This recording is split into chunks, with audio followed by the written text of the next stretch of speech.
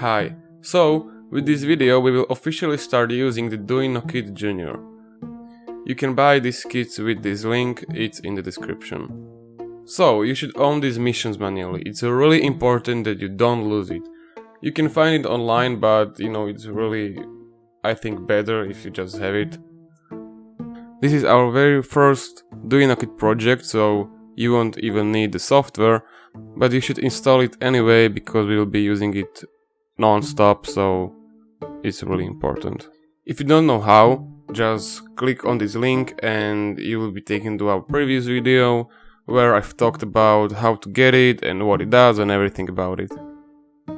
Okay, so again, we have wiring and software. Now, there's no software part you need to upload because our good friends at DuinoKit did this for us.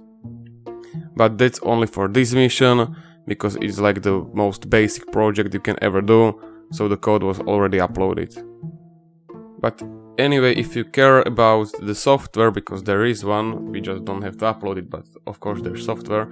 If you care about how it works, you can actually go watch our past video, where I've talked about this project but without the DuinoKit.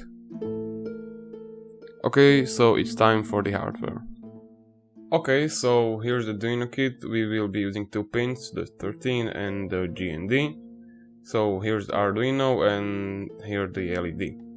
So it's really simple. The GND goes to minus like this, and then the 13 goes to plus like this. And yeah, now it's blinking. It's just blinking LED. But yeah, it works. It's kind of weird from this angle. This might be better like this, yeah. So you can see blinking LED. So it's blinking LED. I mean, it's kind of self-explanatory, just LED that blinks. And yeah, that's it. First mission done.